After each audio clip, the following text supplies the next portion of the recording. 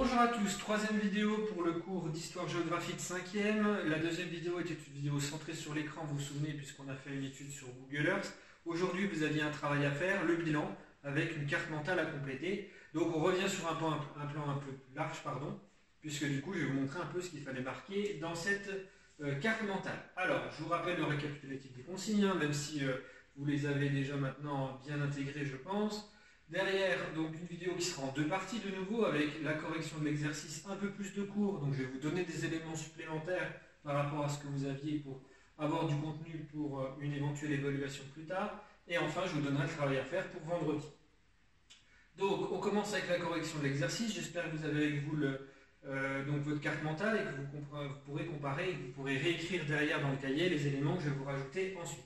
Donc c'était une carte mentale qui était organisée en deux parties. On avait une partie sur l'eau, une partie sur l'électricité, puisque notre étude était vraiment centrée sur ces deux ressources qu'on avait bien exploitées au niveau de Las Vegas, puisqu'on avait finalement l'eau qui était quand même vitale, notamment dans chaque ville, mais également ici c'est quand même une ressource assez rare, et l'électricité, puisqu'on a une ville qui va forcément consommer un certain nombre de quantités, et on va donc avoir pas mal de choses sur ce sujet. Alors, quand on commence avec la première partie sur l'eau, donc sur les trois catégories d'informations, donc soit en ville, soit au niveau du lac, soit dans le désert, on se rendait compte qu'avec toutes les informations que je vous avais données d'avance, il y avait en fait 5 informations sur ces 8 informations en quantité totale qui allaient donc dans la partie sur l'eau. Alors, pour commencer avec en ville, il fallait déjà remarquer qu'il y avait un gaspillage important pour faire pousser les pelouses, les espaces verts dans la ville de Las Vegas. On est dans un territoire aride naturellement, et donc pour faire pousser de la végétation et donc avoir un cadre de vie agréable et qui soit le plus, ressemblant possible à ce qu'on peut avoir ailleurs sur la planète, et bien, du moins dans les villes américaines, on va avoir une consommation excessive d'eau pour faire pousser cette végétation, là où pourtant il y a très peu de précipitations. C'est ce qu'on avait remarqué notamment avec la photographie que vous pouviez voir dans l'étude de cas sur Google Earth du golfe qu'on retrouvait au nord de Las Vegas. Ici, vous en avez un autre de golfe qui était dans la ville que j'ai pris en photographie sur Internet pour vous montrer. Et donc, on voit bien ces espaces verts qui ne laissent pas du tout penser qu'on est dans une ville au milieu d'un désert. Donc, on a énormément de végétation dans les espaces publics, mais également dans les espaces individuels, puisqu'on a un mode d'habitat qui est plutôt un habitat individuel de type lotissement, où on va avoir des jardins et on va essayer de les arroser régulièrement pour avoir une pelouse et pas seulement avoir du caillou. C'est un peu ce que vont rechercher les gens qui ont ce genre de maison. Alors, on a aussi un gaspillage pour les fontaines et les piscines. Comme je vous disais, dans les lotissements, on retrouve un certain nombre de piscines, ce qui peut paraître complètement paradoxal vu qu'on est dans un espace aride, mais on a des piscines. Donc ça veut dire qu'on peut faire venir de l'eau pour du récréatif. C'est également le cas au niveau des fontaines qui peuvent être impressionnantes dans le centre de Las Vegas, une ville touristique très importante. On va donc mettre le paquet pour essayer de rendre l'espace agréable et le plus ludique possible. Et donc on a donc ces immenses fontaines qui sont au milieu de la ville alors qu'on est bien dans un espace où l'eau est quand même assez rare et donc convoitée.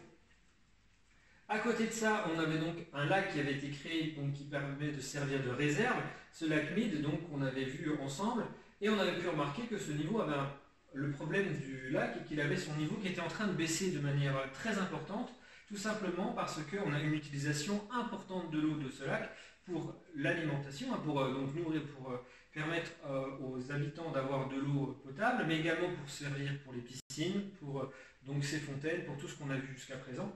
Et donc cette consommation d'eau très importante fait que ce lac, qui était pourtant un lac quand même assez impressionnant, est en train de baisser. Il baisse dangereusement. Actuellement, on est en train de se poser la question aux États-Unis si ce lac ne va pas tout simplement disparaître. Certaines études montraient que même en 2021, on pourrait se retrouver avec un lac complètement asséché, tellement la consommation d'eau est importante dans la région. On a de l'eau qui va partir de ce lac jusqu'en Californie. Donc on a quand même beaucoup d'eau qui est utilisée à cause finalement de la consommation humaine. Alors, au niveau du désert, ce qu'il fallait remarquer, c'est donc qu'il y avait des cultures en rond, ce qu'on appelle les cultures sur pivot. Donc, ce qui permet d'avoir des cultures qui ont cette forme-là, c'est-à-dire des formes circulaires, ce qui paraît complètement artificiel, voire surréaliste, mais qui existe dans un certain nombre de pays du monde qui ont des problèmes justement d'alimentation en eau. Alors, cette photographie que je viens de vous montrer sur le diaporama ici n'est pas une image qui vient de Las Vegas, c'est quelque chose qui a été pris dans un autre pays, mais on a à peu près la même chose autour de Las Vegas.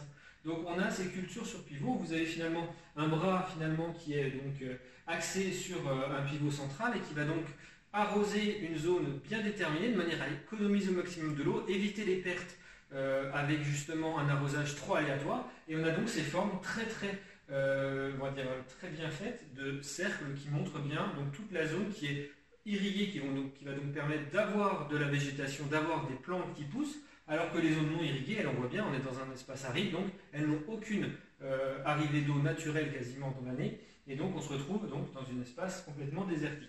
Donc ça, c'est quelque chose qu'on retrouve bien à Las Vegas, donc on est capable d'utiliser des techniques pour pouvoir produire de la nourriture alors qu'on est dans un espace aride. Alors, au niveau de l'électricité, on avait donc 3 informations toujours à trouver ici dans les 3 catégories. Donc c'était les 3 dernières. Déjà, on pouvait voir qu'il y avait un éclairage de nuit qui était excessif, ce qu'on avait pu voir avec la photographie du Google Earth, où on a une ville quand même qui utilise l'éclairage de manière très, on va dire, exacerbée, hein, puisqu'on est sur une ville festive, une ville qui va être tournée vers le tourisme et vers finalement tout ce qui est le monde du spectacle. Hein, c'est une ville quand même qui est très tournée dans ce domaine-là. Et donc vous avez un éclairage exubérant qui est très impressionnant dans cette ville, ce qui montre qu'on va utiliser l'électricité à très grande échelle. À côté de ça, on a aussi le lac qui, en même temps d'être une réserve d'eau, est aussi on va dire une source d'électricité avec les barrages qui permet de fabriquer de l'électricité, puisqu'on a ce barrage ouvert que vous avez étudié ensemble, donc dans l'étude de cas, qui permet donc de produire de l'électricité, un barrage qui produit quand même énormément d'électricité avec quasiment 2000 mégawatts de production, donc ce qui est assez énorme. Hein. Il faut savoir que par exemple, en ce qui concerne une éolienne, on est sur l'ordre d'une production de 1 méga à 3 mégawatts. Donc là, on en a 2000, donc ça veut dire que c'est quasiment 1000 fois plus qu'une éolienne classique. Donc ça veut dire qu'on a quand même une production électrique assez importante avec ce barrage. Bien entendu, qui est remise en cause, si le lac venait à disparaître, la production d'électricité serait compromise. Alors, c'est une production d'électricité qui est considérée comme propre, puisqu'on n'a pas d'utilisation de charbon, on n'a pas d'utilisation de pétrole, ni de gaz, ni même par exemple de matériaux nucléaires avec les centrales nucléaires. Donc on a quelque chose qui est considéré comme de l'énergie renouvelable, puisque là c'est la force de l'eau qui permet de produire de l'électricité. Seulement, il faut quand même considérer que les barrages modifient quand même leur écosystème. Quand on crée un lac, on va changer l'équilibre finalement d'un cours d'eau en cassant finalement son rythme, en empêchant l'eau de s'écouler naturellement. Ça a des conséquences sur finalement la faune et la flore qu'on va retrouver dans ce fleuve. Ici en l'occurrence c'est le fleuve Colorado qui est donc modifié à cause de ce barrage. Il faut aussi savoir que vous créez un lac artificiel, donc vous allez modifier aussi les écosystèmes en amont, puisque toute la zone avant ici n'était pas un lac, donc là c'est modifié, ça recrée un nouvel écosystème. Et comme je vous l'ai dit, ça modifie ce qui se passe après donc en aval, puisque le fleuve Colorado, est par exemple un fleuve qui a de gros problèmes de débit, surtout à la fin finalement du cours d'eau, puisque c'est un fleuve qui est extrêmement convoité. On utilise beaucoup de son eau dans tous les espaces américains qu'il traverse, justement à cause des problèmes d'aridité dans les régions qui sont traversées. Ici on avait le Nevada, donc c'est une région assez aride. Quand il continue son cours, eh bien, il arrive en Arizona, où là aussi on a des problèmes d'arrivée d'eau assez importantes. Et donc on va utiliser un maximum de cette eau, en sachant que le cours d'eau allait normalement jusqu'au Mexique. Et bien quand on arrive au Mexique, on se rend compte que le Colorado il a quasiment disparu. Parfois même, il n'existe plus, c'est-à-dire que au lieu d'arriver jusqu'à l'océan comme tout cours d'eau naturel, ce qu'il devrait faire, eh bien ce cours d'eau finit par disparaître dans la nature tellement on a pompé son eau à l'avance. Donc ça veut dire vraiment que l'eau est convoitée, ça a beau être une énergie renouvelable, quand on consomme énormément d'eau dans une région, eh bien on peut avoir carrément des fleuves qui vont disparaître à cause de la surexploitation de son eau. Enfin, dans la dernière partie sur l'électricité, il y avait donc le désert qui permettait de voir qu'on utilise aujourd'hui la situation géographique particulière de Las Vegas pour fabriquer une centrale de panneaux solaires qu'on a étudié ensemble dans l'étude de cas, qui permet donc d'avoir énormément de panneaux solaires qui sont placés dans une zone finalement qui ne gêne personne, puisqu'on est au milieu d'un désert, donc on peut facilement réussir à installer ce genre de centrale. Donc pas besoin forcément de modifier, on va dire, l'habitat ou les zones construites de la région, puisqu'on est dans une zone désertique où il n'y a pas grand-chose. Et deuxièmement, donc on voit que c'est en plus une surface assez plane. Et troisième chose, c'est quand même une région où il y a 300 jours de d'ensoleillement par an, 300 jours, ça permet donc d'avoir un ensoleillement maximum pour pouvoir justement produire de l'électricité. Donc aussi on est à peu près à quasiment 400 gigawatts mégawatts par an. Donc finalement on est dans une production assez importante, ce qui permet derrière d'être quasiment 300 fois plus importante qu'une éolienne. Donc ça permet d'avoir une production électrique qui est quand même assez importante. Bon, c'est quand même une grande surface utilisée, ça nécessite une bonne surface non plus disponible et également beaucoup d'ensoleillement, mais on est capable aujourd'hui d'utiliser la nature pour produire de l'énergie, on va dire propre. Dans la région de Las Vegas, on voit bien qu'on est dans un pays riche où on a des moyens technologiques avancés. Donc voici ce qu'il fallait noter pour la partie sur l'électricité. Ce qui donne finalement une carte mentale complète avec toutes ces idées qui doivent être normalement bien placées en dessous de chaque thème.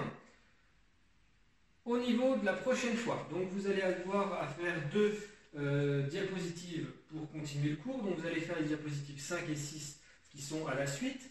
Vous allez bien entendu continuer à faire ça dans le cahier en respectant le code couleur, en respectant bien sûr le crayon de papier pour faire vos exercices et bien corriger avec la vidéo au stylo, en rajoutant si possible quelques informations que je vous donne en plus pour avoir un peu plus de connaissances, puisque les exercices ne permettent pas d'avoir toutes les notions. Et bien entendu, bien tout faire ça dans le cahier, puisque je vous ai dit, à la fin de la période de la première séquence qu'on fait ensemble sur ce modèle de cours virtuel, eh bien, je vous demanderai de m'envoyer par photographie ce que vous avez produit donc, dans votre cahier, de manière à vérifier que, vous avez réussi à vous organiser, que ce ne soit pas non plus complètement le bazar dans le cahier. Deuxièmement, voir si vous avez quand même bien fait vos exercices et s'ils sont bien corrigés. Alors, la prochaine vidéo sera donc disponible le vendredi 27 mars. C'est à cette date donc que je m'attends à ce que vous ayez fait vos deux diapositives. J'essaierai de poster la vidéo le plus tôt possible. Là, j'ai été obligé de le faire un peu plus tard dans la journée. Ça dépend un petit peu des contraintes et des problèmes qu'on peut rencontrer dans la journée. Donc voilà, faites bien vos devoirs et puis on se dit à vendredi.